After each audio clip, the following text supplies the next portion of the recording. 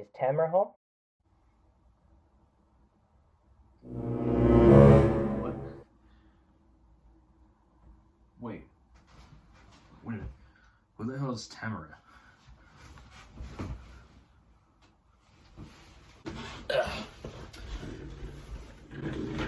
I don't really know those people that are just at my door, but...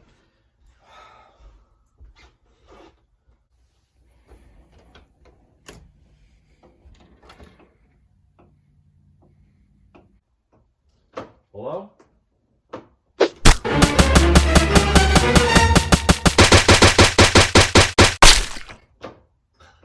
Please, stop. Please, stop.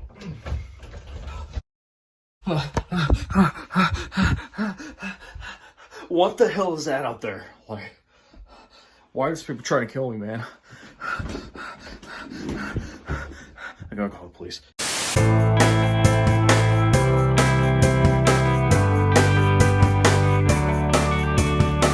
Hey, what's up guys? This is Byron here, and welcome to another episode of Byron's Bios. Now in this vid, what I'm going to be doing here is something very different compared to like other Byron's Bios that I've done in the past. But this one is going to be very similar, but this time what I'm going to do is something that's going to make the video a bit longer, but what I'm going to be doing is not a double review or a triple review, but a quadruple review. Now, for those of you that don't know what a quadruple movie review is, you know how quadruple means four? Well, by quadruple, that means I'm going to be reviewing like 4 movies in one video. Meaning that I'll be reviewing like one movie and the second one, the third one, and fourth one until I get done with it. And in this video, I will be reviewing like all 4 movies of The Strangers, not counting the third one that's coming out next year. But The Strangers is something that we're going to start off. And what we're going to start off is the first ever Strangers film that came out when I was a kid. It was released in 2008, and this movie that I'm talking about is none other than the original Strangers. Now, for those of you that aren't into horror movies, it's not for you, but if it is for you guys, then I hope you enjoy it. And also, if you guys haven't seen like any of those movies, just don't watch them if you don't want to be spoiled, because there will be some spoilers in it, but I'm not going to like spoil everything from the film.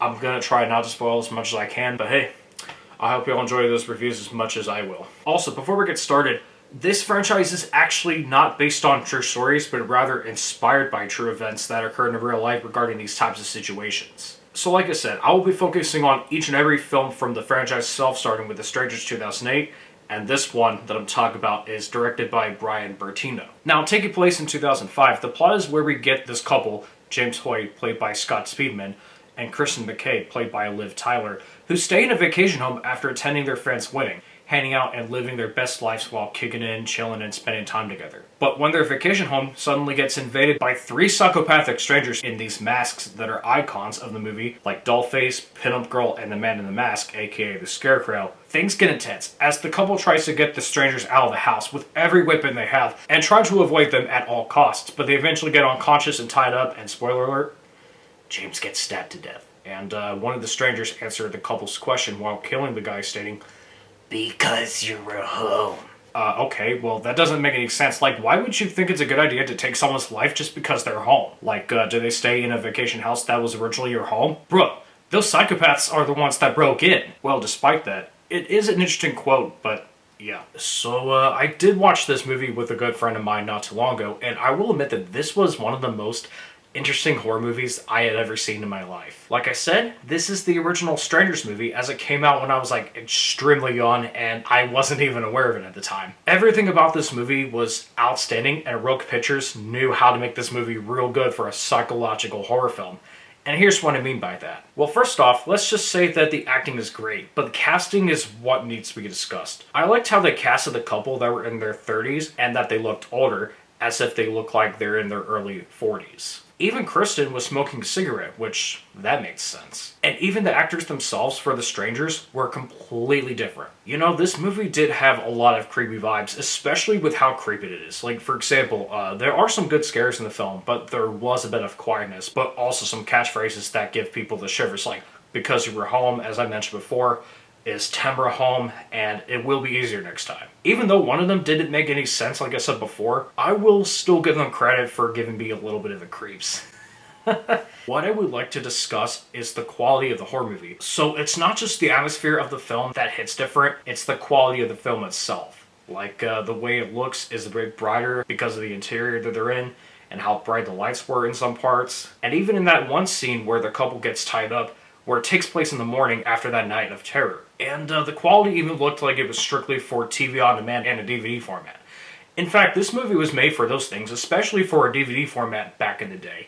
Overall, everything else in the movie is phenomenal. The story is great, the writing is fantastic, the directing was outstanding, especially since it was inspired by the director's traumatic childhood, where he experienced those events, and there was a lot of suspense throughout the movie. And some of the suspense felt like it went a lot quicker than the reboot, which I will explain that here soon. I don't know what I'll say, but this is by far the strongest movie of the franchise to ever exist, and I have a pretty good taste in it. You know, there was going to be a sequel called The Strangers 2 with Liv Tyler reprising her role, but unfortunately, however, we ended up getting a different sequel that looked like a different movie, which is basically The Strangers Prey at Night. So yes, Strangers Prey at Night came out 10 years after the first Strangers. Time it has a different story. Now, for this movie, taking place in Ohio, the movie is where we get this family of four, Cindy, Mike, Kinsey, and Luke, who are on a road trip as they stay in the secluded mobile home before Kinsey has to leave for boarding school. While the family stays in the trailer park, one of the strangers comes to their trailer and asks if Tamara is home. The family would later encounter the masked strangers as they kill the parents but try to hunt the children down. And it's up to Luke and Kinsey to fight for survival before their prey gets them. But Luke ends up getting beaten by one of the strangers, which he survives but is in a coma.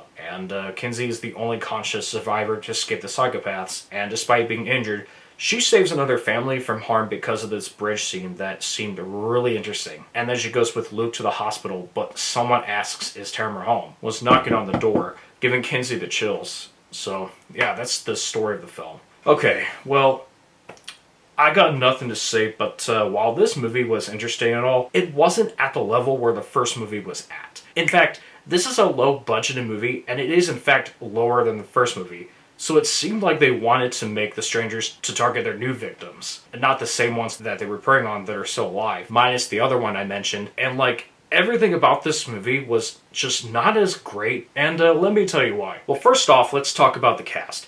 They mostly have a different cast than they did in the first movie. It has no Scott Speedman, no Liv Tyler, just the family of four, both the parents and their teenage children. And even the actors that portrayed the strangers were different from the original. Like, what's the whole point of recasting the original cast members when this second movie was going to focus on one of the characters that we saw from the original? Like, what were the writers and executives even thinking when they were making the sequel? Because at the end of the day, you just ruined the reputation of its predecessor. This movie also has a different genre because it is focused on being a slasher film rather than a horror film. Even though it had some good scares and gory, there was a lot of murder involved. So like, it wasn't your average horror film that people look forward to. I mean, sure, there are a few kills in the first movie and in the reboot films, but this is just too much. One of the only things that are interesting in this movie, other than the 80s soundtracks, is how they filmed it in certain locations, like two cities in Kentucky, both Covington and Florence, and also Cincinnati, Ohio, which is my hometown. And you could obviously tell because of the city's skyline, which looks very phenomenal. And I will give Rogue Pictures a lot of credit for filming in my hometown several years ago. Overall, I will say that this movie is a complete downgrade from the original. The storyline made the original completely different for literally no reason, and there was a lack of suspense, but hey, they did try to make it interesting for a lot of horror fans. I mean, this is kind of like how the sequel to The Mask was just tarnished for this god-awful sequel, Son of the Mask. I mean, it is mediocre, but hey, we will talk about the rest of it here shortly. So while those two Stranger films were quite fine for what they were, despite the second one being different, this whole reboot series is completely different, and I will tell you why. Because apparently, I am about to review another horror movie in the franchise, but this one is basically a remake of the original, known as The Strangers Chapter 1. Now, the movie is where we get this couple, both Ryan, played by Roy Gutierrez, and Maya, played by Madeline Petch, who are on a road trip to Portland, where Maya is supposed to have a job interview. Their car breaks down, and it leads to them to no choice but to stay in a remote cabin. Throughout the first half of this movie, the couple hangs out doing their own thing, but the second half of the movie is where things get interestingly intense. Once again, we get what they call the strangers who wear these creepy doll masks as they sneak around the cabin, terrorize their victims, and strike with no mercy and seemingly no motive in the first entry until they put their victims unconscious and tie them up later in the movie. So I won't spoil everything about the film, and I'll leave it to where you can find out in the film, but I will admit, I thought this movie was decent. Like, I will not go into some specific details about it, but here's the thing. The actors in the film are great, even if they're for a new generation of the movie's targeted audience. Like, I thought Madeline's acting was phenomenal. as she is so good at being terrified, especially when she screams. And I mean, hey, we've seen that from her a lot when she was Cheryl Blossom for Riverdale. I will say that while the storyline was well done, I didn't like how extremely slow it felt, even when it came to the stillness. But like, there were some good scares that it had. Even the dramatic music and like the down-home feel was just quite fine. And fun fact, the scene where the strangers tie the couple up, they did the same thing in the original, but in this version, for example, it felt a lot slower than the original did, because the original version went a bit quicker with the scene. So, yeah, I mean, I also wish they could have done better, but that doesn't stop here with Chapter 2. Now, the movie is where Madeline Pitch reprises her role as Maya, and the plot takes place in the hospital where Maya is sent due to her injuries after the events of The Strangers Chapter 1, if you guys have not seen it yet, where her boyfriend was killed, which I really hate to spoil that if you have not seen the first film. The Strangers have realized that Maya is still alive, and they go out to find that girl that they're preying on, as Maya does her best to escape the psychopaths and finds herself in a brutal fight for survival against those predators. It's more like an adventure that she goes on where she finds herself in the wrong crowd, to where she doesn't trust anyone, as the psychopathic strangers do their absolute best to make sure that Maya is captured. And as I've said before, since the movie is new, I'm not going to spoil everything in the film, so I'll just leave it here. So, after watching this movie, as well as the first one from last year, I will say that I am impressed by how they improved a bit compared to the first one. And there are some good reasons why this movie is good, despite people hating it for being adventurous and whatnot. Well, first off, let's talk about the character backstories. The villains themselves have actual backstories that are extremely devastating, and they've showed how they became psychopathic strangers. I won't say what their tragic backstories are, but if you watch the movie yourself, it'll make you understand what they were going through from their childhoods.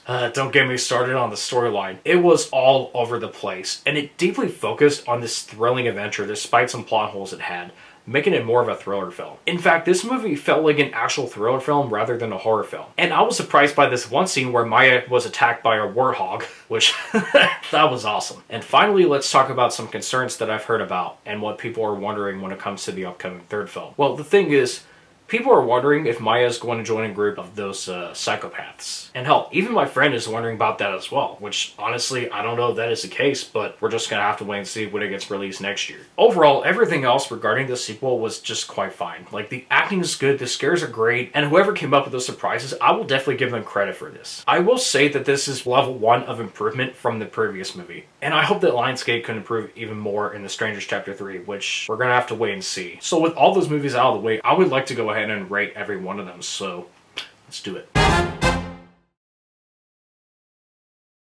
So like I said before regarding the original Strangers, I think it is like one of the best horror movies of all time, and it actually tops the reboot of the original Strangers. And like I said, it looks like I have no choice but to give it a 4 out of 5, and if you haven't seen the original Strangers, I highly recommend it. It is a lot better than the modern Strangers movies that are made for today's generation, and trust me, my friend has a lot of fun memories and nostalgia with this film, as he actually used to watch The Strangers all the time. And if you have memories of watching this movie, share me your stories in the comments below, and whoever has the creepiest memory gets a shout on my posts. So, as for The Strangers Prey at Night, I'm only going to give them a 3 out of 5. I mean, it is mediocre from my perspective, but unlike Son of the Mask, even though these movies had both tarnished the originals, this sequel had a decent story, and we did see the villains that we know and love from the original, and there are some great moments like that one catchphrase, for example. As for The Strangers Chapter 1, I'm just only going to give them a 2.5 out of 5 because, well, I thought it was okay. It wasn't bad, but if they were to do better, then they should have looked back at the original Strangers and learned how they did it right. And as for The Strangers Chapter 2, I'm just going to give them a 3.5 out of 5. Like, if you haven't seen this movie, you should check it out. But like I said, this is like a level 1 improvement from the first Strangers in the remake. But I hope that the third movie will probably improve, but we're just going to have to wait and see. But overall, yeah. So yeah, guys, that is my quadruple movie review on The Strangers, like from the original to Prey at Night to the reboot that contains Chapter 1 and 2, and there's going to be a third one next year, but I'll be reviewing that as like a separate movie, so stay tuned for that. I do appreciate you guys. Thank you for watching. Be sure to like and subscribe, and I'll see you later. And until then, this is me, Byron, signing off. Peace out, and happy Halloween.